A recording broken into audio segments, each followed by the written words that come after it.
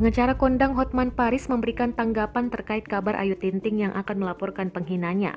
Hotman memberikan pesan pada Ayu Ting-Ting terkait dampak yang akan terjadi jika tetap memperkarakan dan melaporkan penghinanya, Kartika Damayanti atau KD, pada polisi.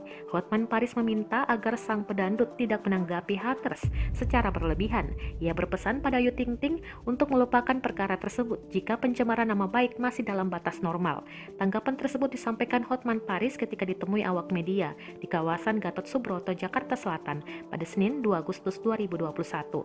Sebagai seorang publik figur, menurut Hotman Paris harus siap selalu dinilai buruk oleh masyarakat. Bahkan Hotman menjelaskan apabila Ayu Ting-Ting tetap memilih mengambil tindakan hukum akan ada dampak yang mungkin terjadi. Hotman menyebut bisa saja nama baik Ayu Ting-Ting justru semakin tercemar. Menurutnya, jika semakin lama dibiarkan, masyarakat pasti akan bosan dengan perkara tersebut. Sebelumnya, orang tua Ayu Ting-Ting sempat mendatangi rumah haters di Bojonegoro, Jawa Timur. Kedatangan orang tua Ayu Ting-Ting turut didampingi oleh pihak dari Polsek Bojonegoro. Namun Abdul Rozak dan Umi Kalsum datang ke rumah Kartika Damayanti hanya bisa bertemu orang tuanya saja. Sementara itu Kartika Damayanti diketahui tengah bekerja sebagai TKW di Singapura.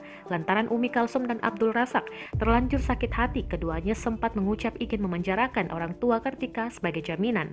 Menurut Umi Kalsum, hal itu ia lakukan untuk membuat Kartika segera kembali ke Jakarta. Umi Kalsum menegaskan apa yang ia ucapkan bukanlah ancaman yang ditujukan kepada orang tua Kartika. Ia hanya ingin memberikan pelajaran kepada sosok di balik akun gunting empang itu.